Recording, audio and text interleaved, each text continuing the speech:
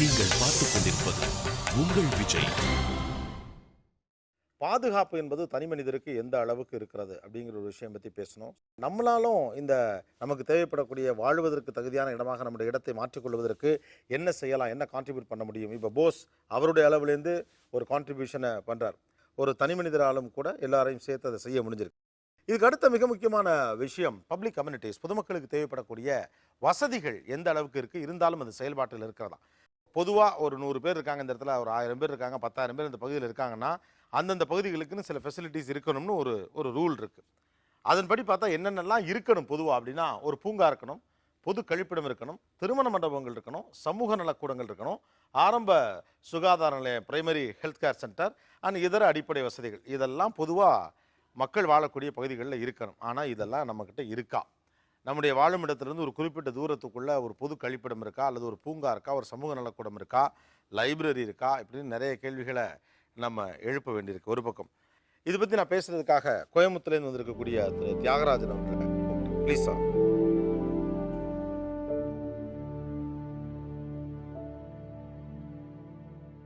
இப்போது நான் ஒரு ஸ்க்ரீன் ஒன்று காட்டணும்.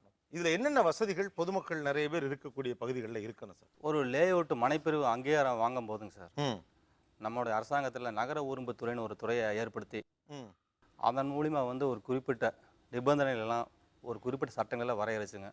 ஒரு மனைப்பிரிவுக்கு வந்து இப்படி தான் இருக்கணும்னு சொல்லி அவங்க ஒரு முடிவு பண்ணி அந்த மனைப்பிரிவில் வந்து குறிப்பிட்ட மனைகள் ஒரு ஏக்கரான மினிமம் 10% குழந்தைகள் பூங்கா, விளையாடும் இடம், திறந்த வழி பொது ஒதுக்கிடாங்க சார். திறந்த வெளி பொது ஒதுக்கிடம்னா என்னது? ஓப்பன் ஸ்பேஸுங்க. Open space, காற்றோட்டத்துக்காக.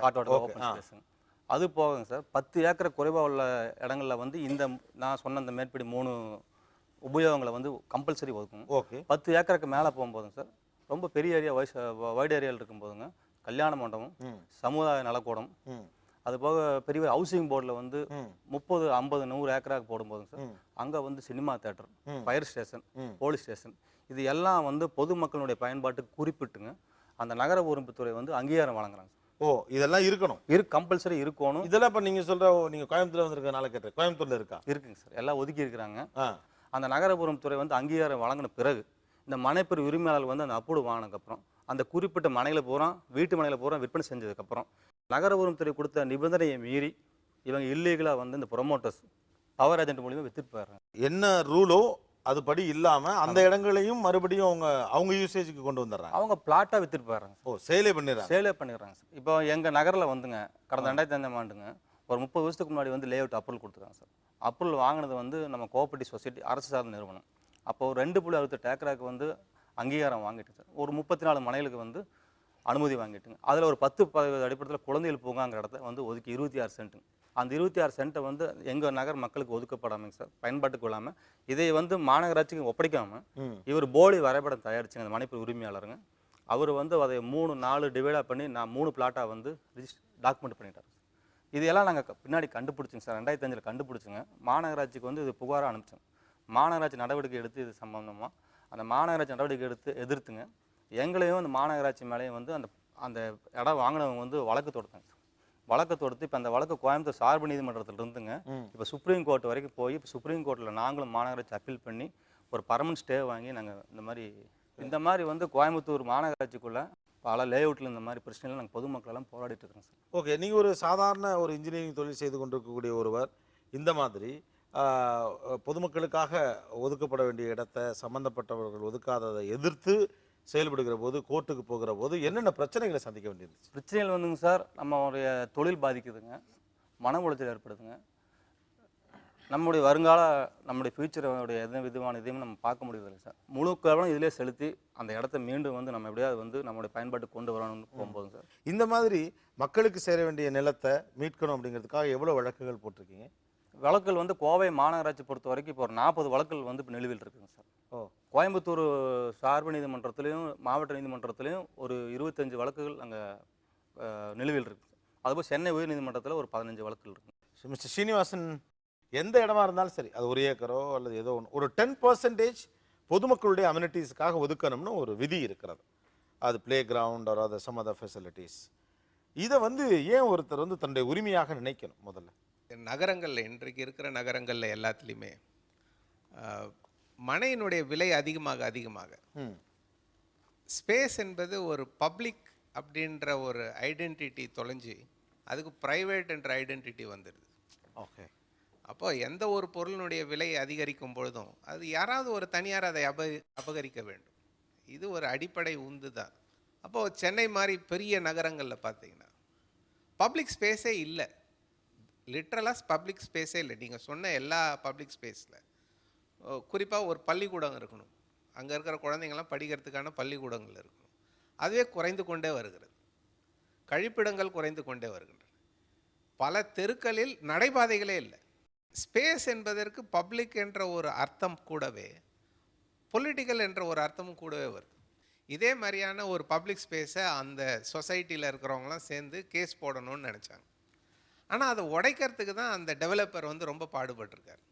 அந்த சொசைட்டியை ரெண்டாக பிரித்து அதில் ஒரு பகுதிக்கு இவர் வேறு ஏதோ ஒரு சலுகைகள் செஞ்சு அந்த கேஸ் போடாத அளவுக்கு பார்த்துட்டாங்க. சரி, அதையும் மீறி ஒரு சிலர் கேஸ் போடுறதுக்கு போகும்பொழுது எடுத்து கொண்டு போய் நீதிமன்றத்தில் வைப்பதற்கான முயற்சிகள் கூட செய்வது சிரமமாக இருக்குது. பப்ளிக் ஸ்பேஸ் அப்படிங்கிறதுல ஒரு இண்டிவிஜுவலுக்கு என்ன ரைட் இருக்குது? ஏன்னா அந்த ரைட்ஸ் பற்றி நமக்கு இங்கே பெரிய ஐடியா இல்லாதனால அதை பற்றி பெரிதாக கரிசனம் யாரும் எடுத்துக்கிறது இல்லை. ஸோ அந்த பப்ளிக் ஸ்பேஸ் அப்படிங்கிறதுல எனக்கு என்ன ரைட் இருக்குது? இல்லை, நீங்கள் ஒரு சமுதாயத்தினுடைய உறுப்பினர் என்ற அடிப்படையிலேயே உங்களுக்கு பப்ளிக் ஸ்பேஸ் மேலே உரிமை இருக்குது. நான் ரோட்டில் நடக்கிறதுக்கு எனக்கு உரிமை இருக்குது. ஏன்னா ரோடு என்பதை பல சுப்ரீம் கோர்ட் ஜட்ஜ்மெண்ட்ஸ் என்ன சொல்லுதுன்னா, ரோடு என்பது முதல்ல நடைபாதைக்கு தான், அதற்கப்புறம் தான் அதில் வாகனங்கள் போவதற்கான விஷயங்களே. எல்லாரும் அதை கேட்டு தான் பெறணுன்ற ஒரு அவல நிலையில் நம்ம இருக்கிறதே ரொம்ப கஷ்டமாக இருக்குது எனக்கு சொல்கிறதுக்கு. நடக்கிறவனுக்கு இடம் கொடுக்காத அப்புறம் என்ன ரோடு? அது நடக்கிறதுக்கு ரோடு வேணும். அந்த ரோட்டில் வந்து எல்லா வசதிகளும் இருக்கணும். அதில் இப்போ மழைநீர் போக்குவதற்கான சாலைகள் இருக்கணும், கழிவு நீரை போக்குவதற்கான வசதிகள் இருக்கணும், குடிநீர் எடுத்து செல்வதற்கான வசதிகள் இருக்கணும், மின்சார கம்பிகள் பாதுகாப்பாக எடுத்து செல்வதற்கான வசதிகள் இருக்கணும். இது எல்லாமே இருந்தால் தான் அது ரோடு. இது எதுவுமே இல்லாததுக்கு அதுக்கு பேர் நம்ம ரோடுன்னு வச்சுக்கிட்டு அதை நீங்கள் ஆக்சுவலாக ஒரு முக்கியமான பாயிண்ட் சொல்லியிருக்கீங்க. ரோடுங்கிறது பெடஸ்ட்ரியனுக்கானதுன்னு சுப்ரீம் கோர்ட் பலமுறை சொல்லியிருக்கு அப்படின்னு. ஏன்னா பெரும்பாலும் பார்த்தீங்கன்னா ரோட்டில் அந்த பப்ளிக் எல்லாம் நடந்து போனால் தான் எரிச்சலாக நம்ம ஆரம் அடிக்கும். ஆமாம், ஆக்சுவலாக அவங்களுக்கு தான் ஃபஸ்ட் ப்ரையாரிட்டி. நமக்கு உலகம் முழுக்க அவங்களுக்கு தான் ஃபஸ்ட் ப்ரையாரிட்டி கொடுக்கப்படுது. சென்னையில் மட்டும் இல்லை, எங்கேயுமே சிறுநகரங்கள் எல்லா இடங்கள்லையுமே பெடஸ்ட்ரியனுக்கான, அதாவது சாலையில் நடந்து போகிறவர்களுக்கான நடைபாதையே குறைந்து போனதுக்கு என்ன காரணம் நினைக்கிறீங்க? ரொம்ப குறைஞ்சிருச்சு தான். அர்பன் சொசைட்டியை கன்செப்சுவலாக பார்க்கும்பொழுது வரி கட்டுறவங்களாம் தான் இங்கே சிவிக், வரி கட்டாதவங்களாம் பொலிட்டிக்கல். அப்போ நான் வரி கட்டினவொடனே எனக்கு ஒரு சிவிக் ரைட் வந்துடுது. நான் போய் டிமாண்ட் பண்ணுறேன். நான் வரி கட்டுறேன், மோட்டர் வெஹிக்கிள் டேக்ஸ் கட்டுறேன், ரோட் டேக்ஸ் கட்டுறேன், ஹவுசிங் டேக்ஸ் கட்டுறேன். என்னால் ரோடை பெருசாக என்னால் மோட்டர் ஓட்ட முடியல. ஆனால் வரி கட்டாத ஏழைகள் தான் நடக்கிறாங்க. அவங்களுக்கு என்ன தீர்வு? 5 வருடத்துக்கு ஒரு முறை தான் அவங்களுக்கு தீர்வு. ஆனால் நான் வரி கட்டுறதுனால நான் நேராக போய் கார்பரேஷனை பார்க்க முடியும், ஸ்டேட் கவர்மெண்ட்டை பார்க்க முடியும், எனக்குன்னு ஒரு அசோசியேஷனை வச்சுக்க முடியும். நான் போய் ரோடை அகலப்படுத்துன்னு சொல்லலாம், இல்லைன்னாக்கா நடுவில் மீடியன் போடுன்னு சொல்லலாம். பட் அந்த சென்ஸுமே குறைஞ்சிருக்குன்னு நினைக்கிறீங்களா? இல்லை, அது அதிகமாகிட்டே போகுது. நகரத்தில் எல்லா தட்டு மக்களும் ஒன்றாக வாழக்கூடிய ரைட் இருக்கணும். ஆனால் சென்னை நகரம் வந்து பெரிதும் பணக்காரர்கள் வாழ்கின்ற ஒரு நகரமாக மாறிக்கொண்டே இருக்கிறது. அதுதான் இன்னைய சூழ்நிலை. வட சென்னைக்கு ஒரு விதி, தென் சென்னைக்கு ஒரு விதியாக இருப்பது போல. அப்போ இது வந்து பணக்காரர்கள் மட்டுமே இருக்கின்ற ஒரு நகரமாக மாறிக்கொண்டே இருப்பதனால இங்கே ஏழைகளுக்கான அடையாளங்களோ அவர்களுக்கான வசதிகளோ செய்ய வேண்டிய அவசியமே இல்லை. அப்படி தான் இன்றைக்கி பாலிடிக்ஸே பிரிஞ்சிருக்குது. அப்படி தான் நம்மளுடைய கவர்னன்ஸ் சிஸ்டமும் இன்றைக்கு கட்டமைக்கப்பட்டிருக்கு. இந்த சமூகம் இல்லாத மனிதர்களுக்கானதுங்கிற எண்ணம் மக்கள்கிட்டையுமே குறைஞ்சிருச்சுன்னு பார்க்குறீங்களா ஸ்ரீனிவாஸ்? ஆமாம்மா, அதாவது இப்போ ஏழை மக்களை திரும்பி பார்ப்பதே இன்றைக்கு அசிங்கம் என்ற நிலையில தான் இன்றைய சமுதாயம் வளர்க்கப்பட்டிருக்கு. இப்போ யாராவது அரசாங்க பள்ளிக்கூடத்தை பற்றி கவலைப்படுறாங்களா? அங்கே ஆசிரியர்கள் வரார்களா? ஒழுங்காக பாடம் நடக்குதா? அவங்களுக்கு கழிப்பிடங்கள் இருக்குதா? கழிப்பிடங்கள் இல்லாத பள்ளிக்கூடங்கள் எவ்வளோ இருக்குது. அதுக்கு பயந்தே பல பெண் பிள்ளைகள் இன்றைக்கி பள்ளிக்கூடங்களுக்கே செல்வதில்லை. கழிப்பிடமே இல்லாத ஒரு பள்ளிக்கூடத்துக்கு எப்படி போய் 8 மணி நேரம் உட்கார முடியும்? Preethi, you are walking on that industry. Civic ரைட்ஸுங்கிறது தமிழகம் முழுக்க இருக்கக்கூடிய பிரச்சனை. அதை பற்றி தான் நம்ம பேசிக்கிட்டு இருக்கோம். பட் தலைநகரமாக இருக்கக்கூடிய சென்னையிலேயே இந்த ஃபெசிலிட்டி எந்த அளவு இருக்குது? ஒரு ஒரு ஒரு கழிவறை, பப்ளிக் டாய்லெட்ஸ், அது இருந்தாலும் எந்த அளவு செயல்பாட்டில் இருக்குது, பயன்படுத்தக்கூடிய அளவு இருக்குது? 2002ல் ஸ்லம் கிளியரன்ஸ் போர்ட் கமிஷன் பண்ண ஒரு சர்வே படியே இந்த டேட்டா 30 ஆளுங்களுக்கு ஒரு பப்ளிக் டாய்லெட் சீட் இருக்கணும், 50 ஆளுங்களுக்கு ஒரு பப்ளிக் யூரினல் இருக்கணும் அப்படிங்கிறது நார்ம்ஸ், ப்ரொப்போஸ் நார்ம்ஸ். ஆனால் உண்மையில் இருக்கிறது நீங்கள் பார்த்தீங்கன்னா கிட்டத்தட்ட 1000க்கும் மேலான மக்கள் ஒரு பப்ளிக் டாய்லெட் சீட்டுக்கு இருக்காங்க. 30 எங்க, 1000 எங்க. கிட்டத்தட்ட 3000 பேர் ஒரு பப்ளிக் யூரினலுக்கு இருக்காங்க இந்த கணக்குப்படி, இந்த ஸ்டடி படியே. இது வந்து கவர்மெண்ட்டால் கமிஷன் பண்ண ஸ்டடி. ஸோ நாங்கள் டிரான்ஸ்பரன்ட் சென்னை சார்பாக பண்ண ரிசர்ச்லேயும் என்ன தெரிய வந்ததுன்னா, மக்களுக்கு தேவையான அளவுக்கு பப்ளிக் டாய்லெட்ஸ் கண்டிப்பாக இல்லை. ஜோன்ஸ்லேருந்து டேட்டா கேட்டாங்கன்னா அவங்க ஒரு நம்பர் ஆஃப் பப்ளிக் டாய்லெட்ஸ் சொல்கிறாங்க, ஆர்டிஐ போட்டோன்னா வேறு நம்பர் வருது. ஸோ இதில் வந்து நிறைய விதமான ப்ராப்ளம்ஸ் இருக்குது. ஒன்று, எத்தனை பேர் இருக்காங்க, எத்தனை பேர் இந்த டாய்லெட்ஸை யூஸ் பண்ணுறாங்கிற அதோட under estimation. Also unclear data on exactly how much infrastructure is available for this. சென்னையிலேயே இதான் நிலைமைனா அப்போ கிராமப்புறங்களில் இன்னமும் மோசமான அல்லது சிறுநகரங்களில் இன்னமும் மோசமான நிலை தான் இல்லை? I would like to talk to Appasamy sir. நீங்கள் you're in to abroad also. அங்கெல்லாம் பெடஸ்ட்ரியன் பாதசாரிகளுக்கான உரிமை எப்படிப்பட்டது? பெடஸ்ட்ரியன்ஸுக்கு ஜீப்ரா கிராசிங் இல்லாட்டா லைட் கட்டாயம் இருக்கும்.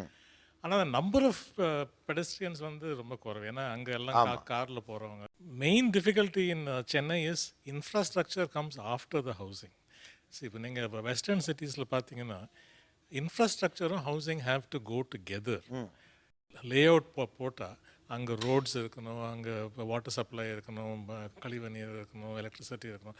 அதுக்கப்புறம் தான் people will move in to that area. What happens in Chennai is முதல்ல வீடு கட்டிடுறாங்க, அதுக்கப்புறம் வந்து ரோடு இல்லை, இது இல்லை, கழிவு நீர் இல்லை.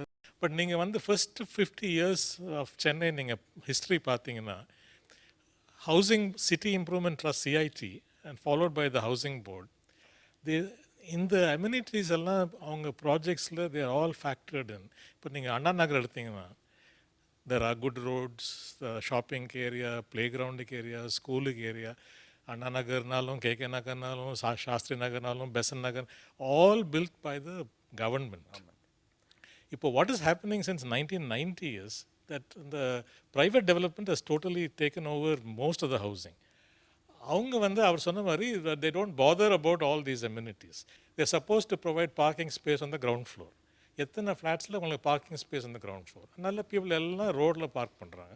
ரோடில் பார்க் பண்ணால் ரோட் ஸ்பேஸ் இஸ் கான். அதுக்கப்புறம் மற்றவங்களுக்கு போகிறதுக்கு வழி இல்லை. உங்கள் program the name I like. ஏன்னா அந்த என் தேசம் என் மக்கள், அந்த that is what is lacking. That is what is lacking. That is what is lacking. இப்போ எத்தனை பேர் வந்து சிங்கார சென்னைன்னு சொல்கிறாங்க, என் சென்னைன்னு எத்தனை பேர் சொல்ல போகிறாங்க? ஏன்னா problem is many people came from other parts of Tamil Nadu or other states to Chennai.